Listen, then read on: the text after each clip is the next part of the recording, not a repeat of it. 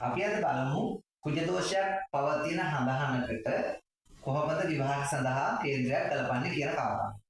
අපි කලින් වීඩියෝ එකේ කතා කළා කුජ දෝෂයක් පවතින්නේ කොහොමද හඳුනගන්නේ කොහොමද කියන එක.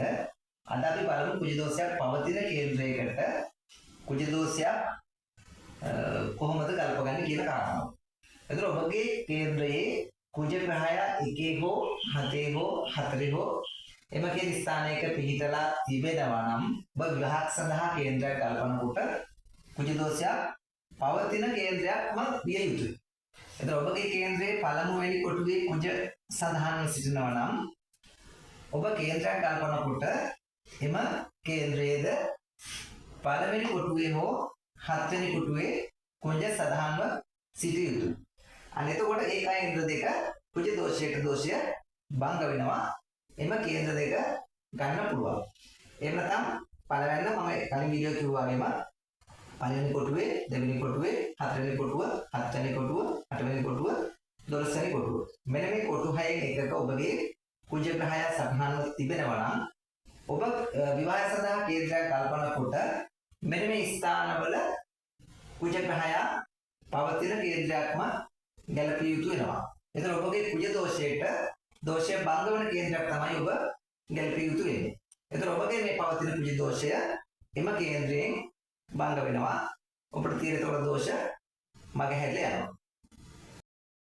අපි තවත් දැනගත යුතු විශේෂ කාරණාවක් තියෙනවා. දැන් අපගේ හඳහනක කුජ දෝෂයේ තිබ්බ ආකාරයෙන්ම කුජ දෝෂය බලපෑමක් වෙන්නේ නැහැ. කෙනෙකුගේ හඳහනේ කුජ දෝෂයම හඳහනෙම භංග වෙන අවස්ථා පවතිනවා.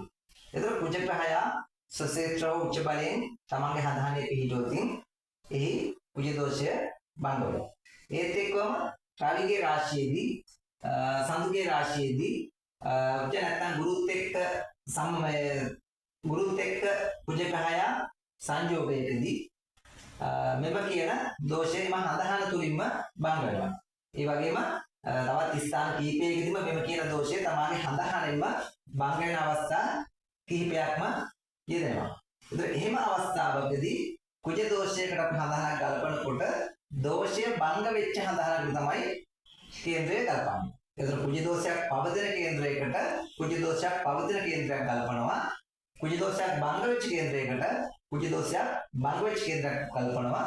කුජ දෝෂයක් නොමැති කේන්ද්‍රයකට කුජ දෝෂයක් නොමැති කේන්ද්‍රයක් තමයි විවාහයක් සඳහා කේන්ද්‍ර ගැලපීමේදී අපි ගලප ගන්න ඕන.